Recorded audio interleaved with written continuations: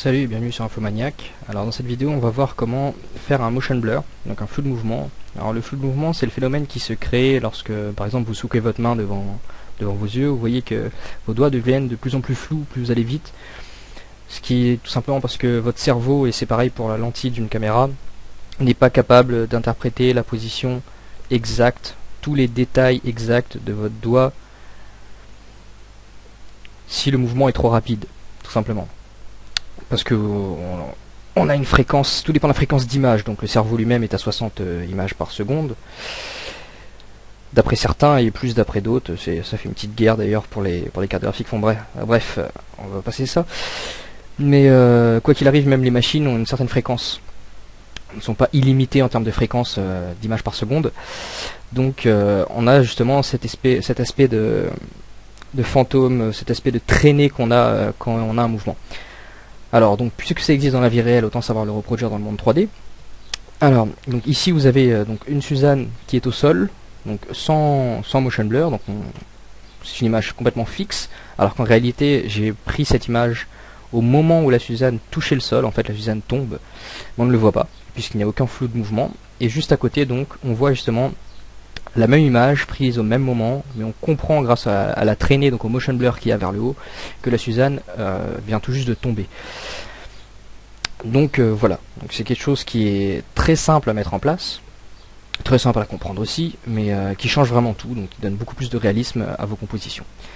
Donc voilà, on va commencer une nouvelle scène. Ok, alors on va supprimer le cube et ajouter une Suzanne.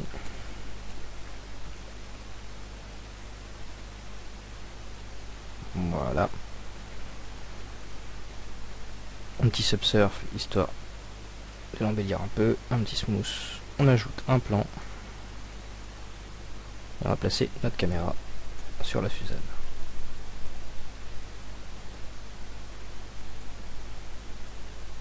Voilà. Faire en sorte que le plan quand même déborde du cadre. Très bien. Alors qui dit motion blur dit mouvement. Donc on va aller à l'image 20.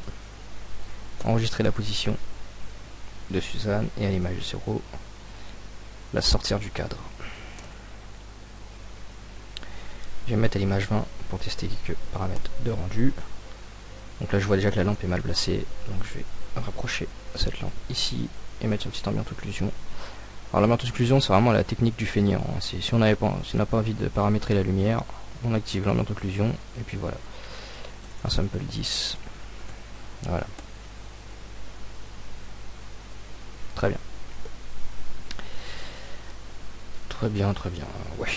On va juste assombrir le sol pour pouvoir voir, distinguer plus nettement le motion blur tout à l'heure au compositing.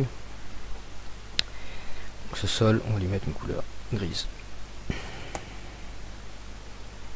Ce qui nous donne ça. Ok. Ben moi ça me va. Seul truc qui va me chagriner là, c'est l'animation de Suzanne, puisque vu que l'interpolation est en bézier, je vais avoir un ralentissement avant de percuter le sol. Ce que je veux pas. Donc je vais aller dans les courbes, garder uniquement la courbe Z en cachant les autres. Je vais prendre cette poignée là, donc on voit bien le ralentissement ici. Donc ici de l'accélération pour tomber, vitesse constante et ralentissement. Donc je vais prendre cette poignée là, appuyer sur V, la convertir en free poignée, prendre ce point là, G et je déplace là, pour avoir même une petite accélération au moment où ça touche le sol. Faut vraiment exagérer le mouvement. Ce qui va nous donner donc, voilà, vraiment percuter le sol. Très bien. Donc on va se mettre à l'image 20, qui est l'image où Suzanne est au sol, parce qu'elle vient de toucher le sol. Alors sans motion blur, on ne distinguerait pas du tout qui est un mouvement. Avec le motion blur, on comprend qu'elle vient de tomber. Donc d'où l'utilité du motion blur. Donc on va faire un rendu. Très bien. Et on va aller dans le compositing. Alors, use node, backdrop. Alors c'est shift espace hein, pour agrandir une fenêtre comme ça. CTRL shift clic. J'ai mon viewer. Super. Alors, le motion blur. Alors donc, flou de mouvement. On va aller dans les filtres. Là on a le blur qui est un flou, mais qui n'a rien à voir avec le mouvement, il fera que flouter. Et on a ici vector blur, qui est le flou de mouvement. Donc on lui renseigne l'image, la ZDef, et là il nous demande speed. Ça nous arrange pas trop parce qu'on l'a pas. En fait, speed, c'est le paramètre vector. Le paramètre vector calcule la position de l'objet à l'image précédente, puis la position de l'objet à l'image suivante, pour pouvoir savoir quelle partie de quel objet bouge à l'image actuelle. Je vais expliquer ça de façon plus imagée. Par exemple, j'ai fait un rendu à l'image 20. Alors au moment où j'ai fait un rendu, il va se mettre à l'image 19 pour calculer la position de l'objet.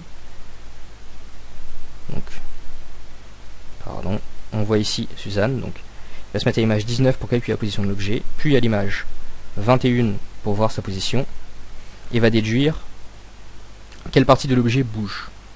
C'est-à-dire que à l'image 19, je vois qu'ici le haut de Suzanne et le bas de Suzanne ne sera pas au même endroit qu'à l'image 20. Mais par contre, le bas ici, à l'image 21, sera au même endroit et le haut aussi. Donc, il va comprendre que seul le haut est vraiment en mouvement et va flouter uniquement le haut de la tête. Enfin, ça reste un peu chiant à comprendre. Mais bon, comment ça fonctionne encore, ça... Il y a des développeurs qui ont travaillé là-dessus pour faire leur rendu, comment ça fonctionne. On n'est pas obligé de le savoir, l'essentiel c'est de savoir utiliser dans le système nodal. Donc il faut renseigner un paramètre vitesse. Alors ce paramètre vitesse, donc c'est le vector. Le vector, on va aller dans Layer, et on le trouve ici, vector. Si on le coche, il nous l'ajoute, speed, en bleu. Évidemment, speed, si on regarde là, est forcément vide. D'ailleurs, je ne sais pas si on peut voir quelque chose dans le speed. Mais bon, quoi qu'il arrive, c'est forcément vide, puisque je n'ai pas fait de rendu. Alors je vais renseigner speed, et faire mon rendu en appuyant là. Le rendu ne changera pas. La différence qui va me fournir donc le paramètre speed. Et voilà donc ce que ça me donne. Là, par curiosité, je regarderai bien ce qu'il y a dans speed. C'est pas vraiment compréhensible. On peut pas traiter ça avec une image. Donc voilà. Et je vais juste vous refaire le rendu. Et vous allez prêter attention à la barre qui va s'afficher ici.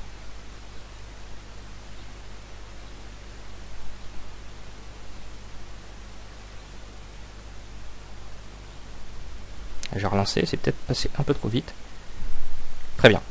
Au moment même où je vais appuyer sur F12, la frame ici va afficher 19.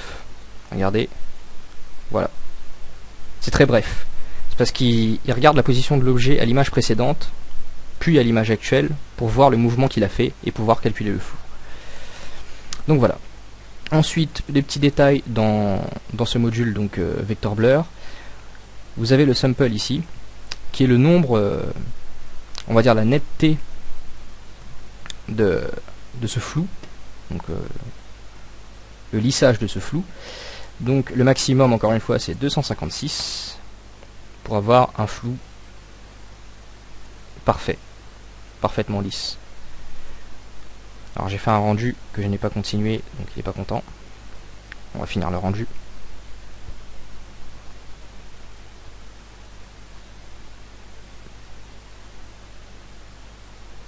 Voilà.